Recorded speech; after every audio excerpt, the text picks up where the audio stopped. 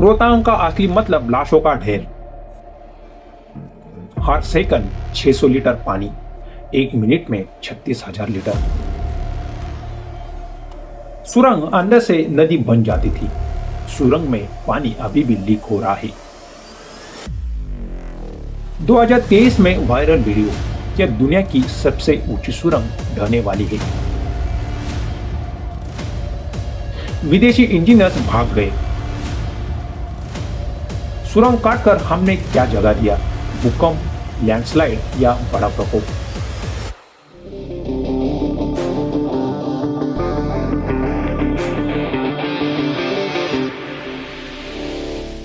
कल्पना कीजिए आप ऐसी जगह पर है जहां पहाड़ों की ऊंचाई बादलों को चीर देती है, जहां हवा इतनी पतली है कि आपके फेफड़े हर सांस के लिए संघर्ष करता है, और जहां सर्दी इतनी बेदर्द है कि अगर आप नंगे हाथ लोहे को छू ले तो आपकी खाल वही चिपक जाएगी।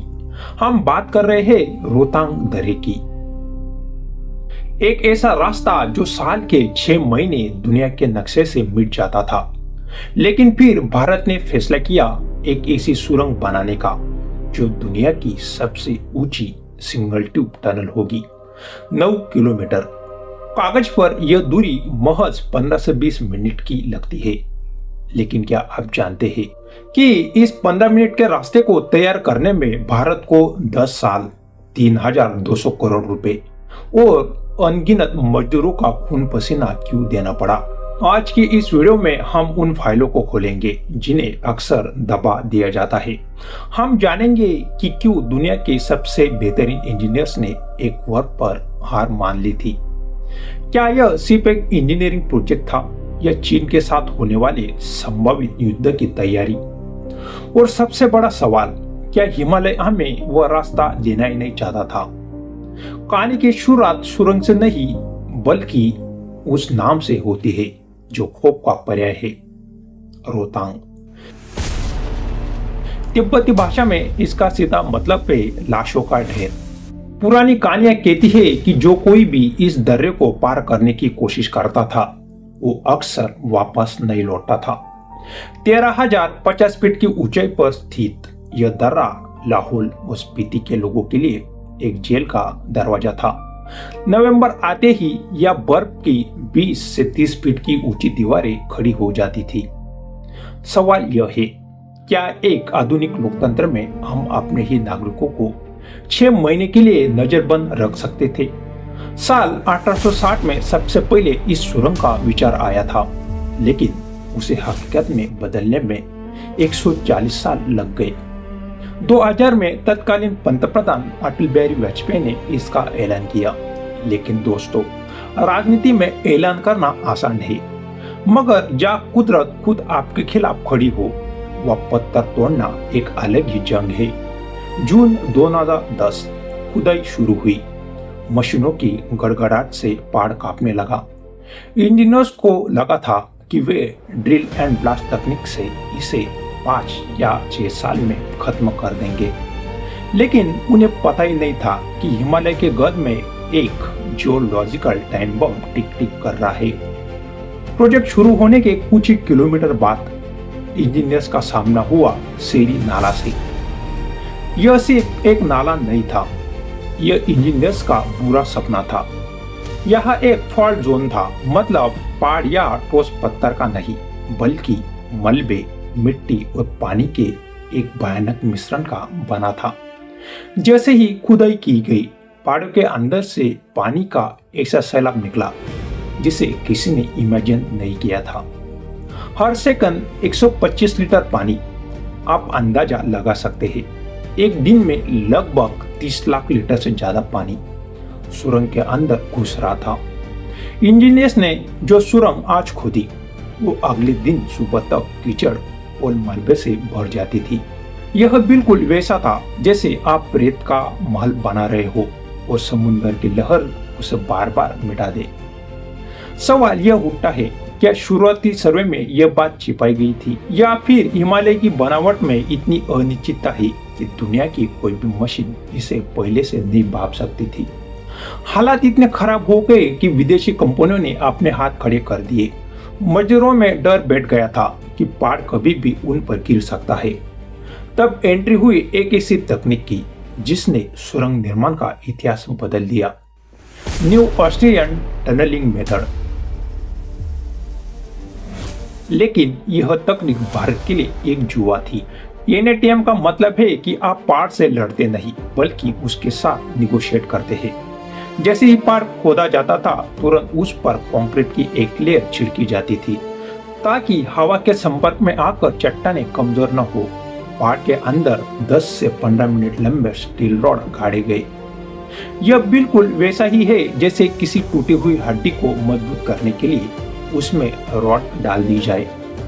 शहरी नाले के उस 540 मीटर के हिस्से में जहां मिट्टी टूथपेस्ट की तरह बाहर आ रही थी, वह पाइपों की एक छतरी बनाई गई। यह गौर करने वाली बात है, उस महज 540 मीटर के हिस्से में पार करने में भारत को 4 साल क्यों लग गए। जी हाँ, जितने समय में चीन पूरी की पूरी सिटी खड़ा कर देता है, हमारे इंजीनियर्स सिर्फ आधा किलोमीटर आगे बढ़ पाए। क्या यह नाकामी थी? नहीं, ये दुनिया की सबसे मुश्किल इंजीनियरिंग की जंग थी। आप बात करते हैं उस पहलू की जो अक्सर हेडलाइंस में रहता है। क्या इस देरी के पीछे सिर्फ पहाड़ था या फिर सिस्टम की कोई भी भूमिका नहीं थी? अगर आप डेटा देखें तो 2010 से 2014 के बीच सुरंग की खुदाई की रफ्तार काफी धीमी थी। इसके कई कारण थे, जैसे कि फंड का समय पर न मिलना, विदेशी और भारतीय कंपनियों के बीच तालमेल की कमी, और सबसे बड़ी बात हिमालय की दुर्गमता। 2014 के बाद इस प्रोजेक्ट को बॉर्डर इंफ्रास्ट्रक्चर की टॉप प्रायोरिटी में डाला गया। काम की शिप बढ़ा दी गई, बीआरओ को खुली छूट दी गई। लेकिन यहाँ हमें एक बात समझनी होगी, सिर्फ सरकार बदलने से पहाड़ नहीं पिघलते। असली हीरो वो मजदूर थे जो शून्य से नीचे के तापमान में ऑक्सीजन की कमी के बीच काम कर रहे थे। यहाँ एक गहरा सवाल है, क्या हम हमेशा संकट आने पर ही जगते हैं? क्या हमें 1962 की हार के बाद ही समझ नहीं आ जाना चाहिए था कि बॉर्डर तक जाने वाले रास्ते हमारे लिए ऑक्सीजन की तरह है? अटल सुरंग सिर्फ पर्यटकों के लिए मनाली से लेह का शॉर्टकट नहीं है, ये चीन की गर्दन पर रखा गया एक पैर है। लद्दाख में भारत की सबसे बड़ी कमजोरी क्या थी? Winter disconnection. सर्दियों में हमारी सेना को रसद और गोला बारूद पहुंचाना लगभग नामुमकिन हो जाता था। चीन जानता था कि अगर वो सर्दियों में हमला करे तो भारत का संपर्क टूटा होगा। लेकिन अटल सुरंग ने पूरा खेल बदल दिया। अब भारतीय सेना, टैंक और भारी ट्रक साल के 365 दिन बॉर्डर तक पहुंच सकते हैं। मनाली और लेह की दूरी 46 किलोमीटर कम हो गई और समय 4 से 5 घंटे कम हो गया। युद्ध के मैदान में 5 घंटे का मतलब है जीत या हार। पहाड़ के ऊपर से जाने वाले काफिले चीन के सैटेलाइट के नजर में रहते थे, लेकिन अब सेना सुरंग के अंदर से गुजरती है और दुश्मनों को खबर तक नहीं जाती। क्या यही वजह थी कि इस सुरंग को बनाने में इतनी गुप्त सावधानी बरती गई? क्या इसीलिए इसके अंदर एक एस्केप टनल बनाई गई? अटल सुरंग की सबसे बड़ी खासियत इसका एस्केप टनल है। अक्सर सुरंगों में अगर आग लग जाए या एक्सीडेंट हो जाए तो लोग अंदर ही फंसकर मर जाते हैं। लेकिन अटल सुरंग के मुख्य रास्ते के ठीक नीचे एक सुरंग है। हर 500 मीटर पर एक इमरजेंसी दरवाजा है। अगर ऊपर कोई खतरा हो तो आप सीढ़ियों से नीचे उतरकर दूसरे सुरंग में जा सकते हैं, जो आपको बाहर ले जाएगी। इसके अलावा सैकड़ों नोजल या एक ऐसा वेंटिलेशन सिस्टम है जो हवा को इतनी तेजी से फेंकता है कि ऑक्सीजन का लेवल कभी भी कम नहीं होता। इसके बाद या ऐसे सेंसर्स लगे हैं जो धुएं या जहरीली गैस का एक खतरा भी महसूस करे तो तुरंत अलार्म बजा देते हैं। लेकिन यह एक विरोधाभास है। हमने दुनिया की सबसे सुरक्षित सुरंग तो बना ली, पर क्या हम इसके लायक हैं? सुरंग खुलने के पहले ही दिन वहाँ 3 बड़े एक्सीडेंट हुए क्योंकि लोग वहाँ सेल्फी ले रहे थे और हड़दंगा मचा रहे थे। कुदरत ने रास्ता दिया और हमने उसे सर्कस बना दिया। 10 साल, 3200 करोड़, वो न जाने कितने त्याग। अटल सुरंग का असली रहस्य किसी साजिश में नहीं बल्कि उन 3000 मजदूरों 700 इंजीनियर्स के धैर्य में छिपा है। शहरी नाले के उस पानी ने हमें डराने की कोशिश की, मलबे ने हमें रोकने की कोशिश की और राजनीति ने हमें उलझाने की कोशिश की। लेकिन आज जब एक एम्बुलेंस लाहौल से चलकर महज 15 मिनट में मनाली के अस्पताल में पहुंचती है, तब समझ आता है कि उन 10 सालों की कीमत क्या थी। पर जाते जाते एक बड़ा सवाल आपके लिए छोड़ना चाहता हूँ। हिमालय दुनिया की सबसे नई पर्वत श्रृंखला है।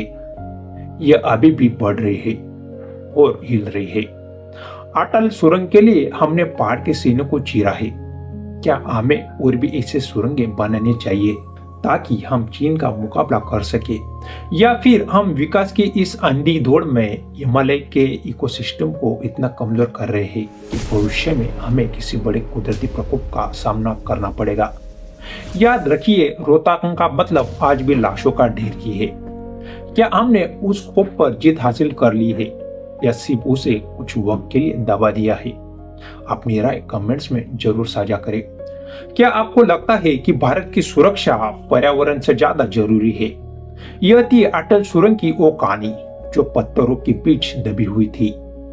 अगर आपको यह वीडियो पसंद आया तो इसे शेयर करें ताकि सबको पता चले कि अटल सुरंग किसे बनाई गई।